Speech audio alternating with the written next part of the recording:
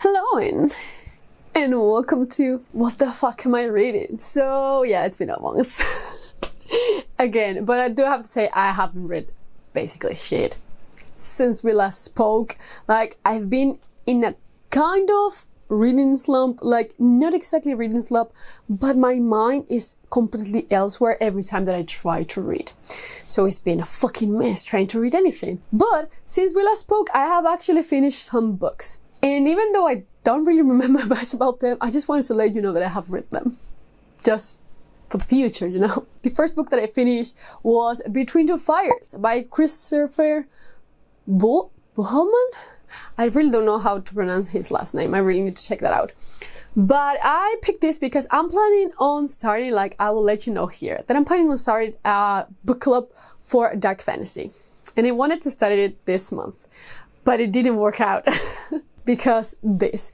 But I really want to start one, and we will pick like a dark fantasy, horror fantasy book a month to read together and just comment. I think it could be great because I'm always looking for dark fantasy recommendations out here. And for the numbers in those videos, you're too. So we can work together. But yeah, I read this. I was going to announce it, but I just didn't. So I actually quite liked it. It's more horror fantasy than dark fantasy, this one, because it's actually kind of set in our world, but we have demons and such. You're basically going to follow this man, and he comes across this girl, and he's basically just focused on saving her. She's just kind of an angel of sorts, and you know, you have your demons, your creatures. It's really cool. Reminded me a lot of Hellmouth. So if you like that one, I think I'm saying it correctly, you're going to really like this one too. Though I have to say that I like the novella a little bit more. But yeah, just like an overall view of this book, I quite liked it. I actually read this one before I got into the reading slump, so I really enjoyed it. But yeah, I ended up giving it like 4 stars, if I remember correctly. Then I read an arc of An End to Sorrow, which is the final book, the conclusion to the Obsidian Path, which the first book is The Blackstone Heart, which I loved last year. I wasn't a huge fan of She Dreams in Blood, but I love this one. This was such a good conclusion. I also have a review. I will link it down below so you can check it out.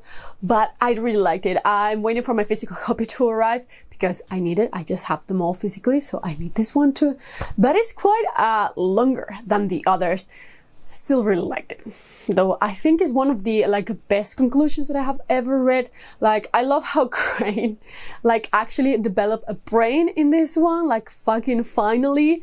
And I actually really like the twist in this one because I love the darkness of the first books. But as I've always told you, no one writes fucking dark fantasy as Michael R. Fletcher. Fucking no one. Like, he does it so well. So, you know, I already knew that I was in for a treat.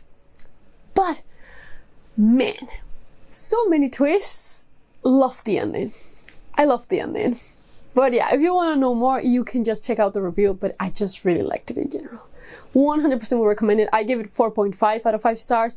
Almost perfect. It was just like some changes here and there that I just wasn't totally on board with. But overall, I really liked it. Then I picked City of Dusk by Tara Sim, which not did I read once, but twice. And I still cannot tell you how it ended. Because my mind just didn't really want to record this book on it. Like, I cannot not even name you a single character. And I read it twice. I don't know. I actually didn't give it a rating because I will 100% read it again because I think I can actually enjoy this. But basically, you're going to be set in this city, the City of Dusk, where these 4 powers live, and the heirs kind of like have this thing going on around them. You know, you have different houses with different powers, and they don't really like each other. But some of the heirs are just like having affairs with others. They are trying to just change and bring the power back to the city. It's cool. The idea is so cool. I just wish I can actually know what happened. Like, it would have been great. I just really remember just listening to it and then being just like, wait, what happened? That's what happened when you have a like super active brain that is just thinking 24/7. It's just fucking awful. But yeah, I just wish I knew. If you have read this, please let me know if I should try again for the third time. Probably in a bit.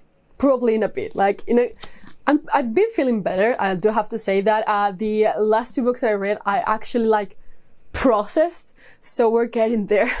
We're getting there. But yeah, I'm just super sad about this one.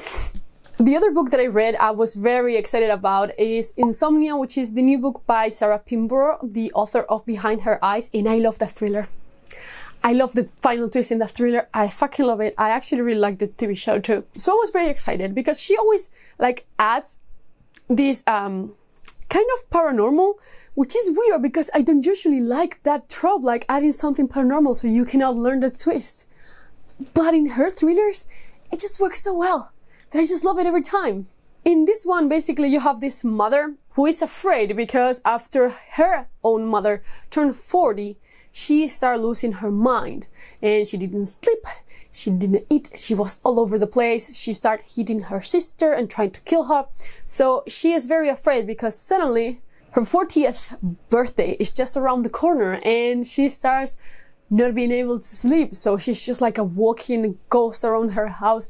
It's super cool. I just love that type of paranoia books. Love that. I really enjoyed it, actually. It was one of the first books that I actually was just like, okay, I'm liking it. I'm liking it. I actually listened to this one while I was on vacation because I actually took a trip. Hadn't took a trip in years. And I just, in one day I decided that I was going to fucking Croatia and I went there. And I had to come back by my own. And I'm very proud of myself.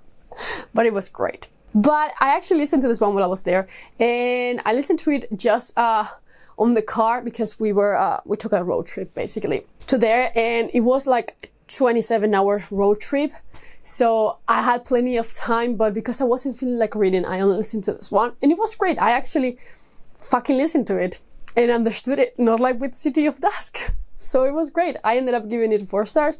Very enjoyable, though I have to say that I feel like it's more of a 3.5 than anything else. Then, because, you know, it took 27 hours to get there by car, but I had to come back by plane and train. So I decided to start another book.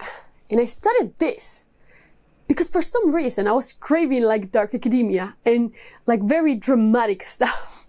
So I was just like, okay, everyone has told me that this is very dramatic and very dark academia. This is the Atlas 6 by Olivia Blake. This is the self-published edition.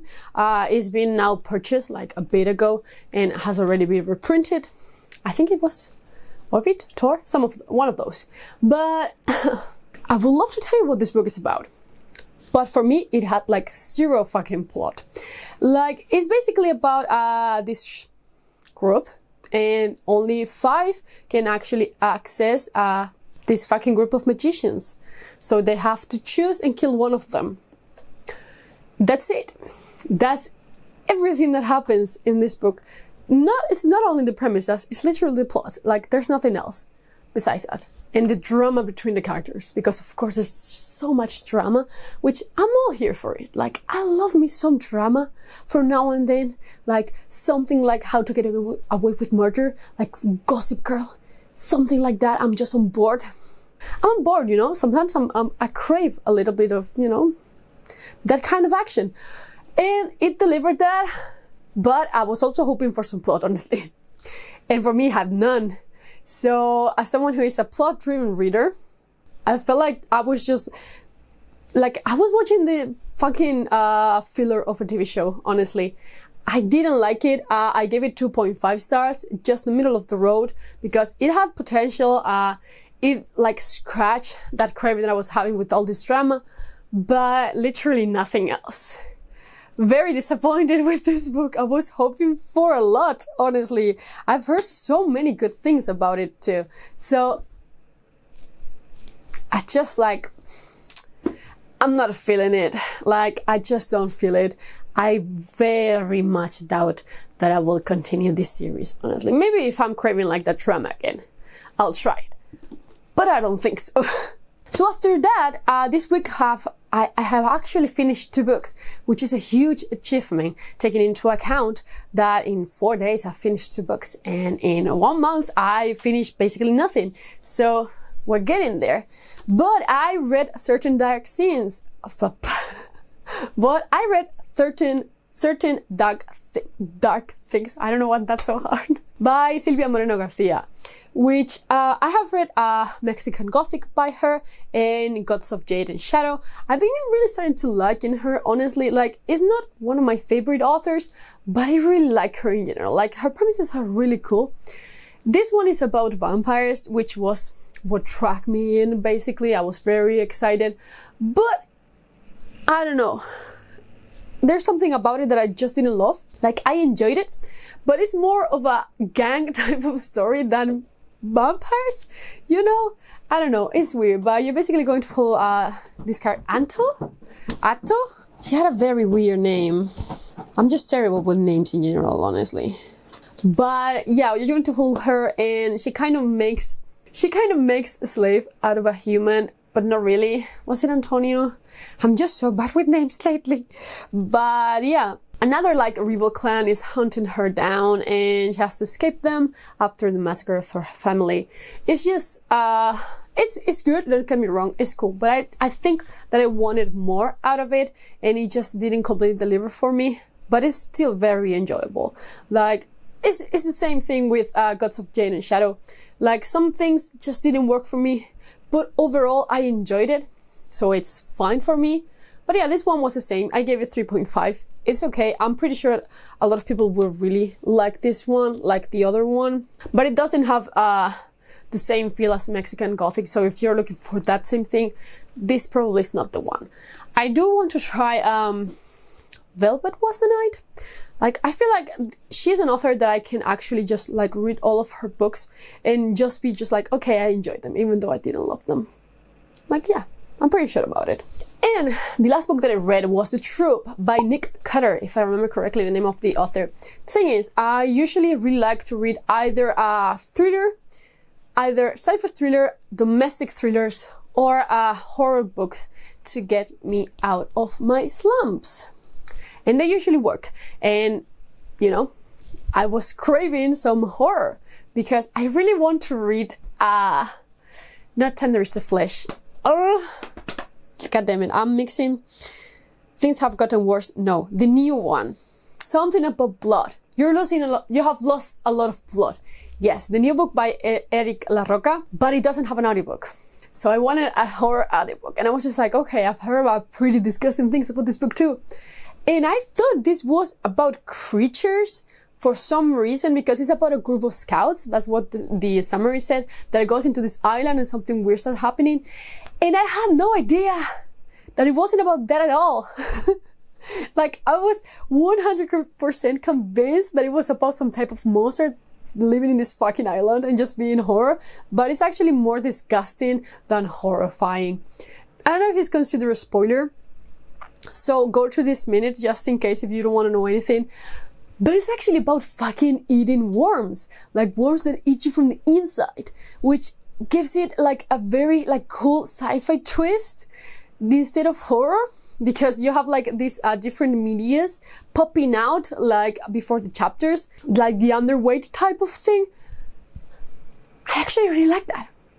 Okay, no more spoilers, but it gave it such a cool twist. I wasn't expecting that at all. Like, I was so convinced it was the other one. Like, it was paranormal. So I felt quite stupid because this gets like discovered very early on. But I don't know, in my mind I just had that idea. But actually I really liked it. I ended up giving it 4 stars. I'm very, very pleased about it. Like, I actually want to read another book by this author. I just don't remember the name. But it's The Deep? Could it be? I don't know, but it's something with the water that I just really want to try. But yeah, I really liked it. I was pretty satisfied. I feel like I'm back on my reading mood again. I'm currently listening to Stones of Light, which I'm actually really liked. It is book 2 in the, is this Threadlight series by Zach Argyle, which I'm really enjoying. And I'm also reading Under Fortunate Stars, which I hope to finish soon because it's an arc, and I have to read Equinox and another arc this month. Fuck. But I will try. But yeah, what have you been reading recently? Have you finished any books? Are you starting any books? as always, just let me know down in the comments below. But I will see you in the next one. Bye.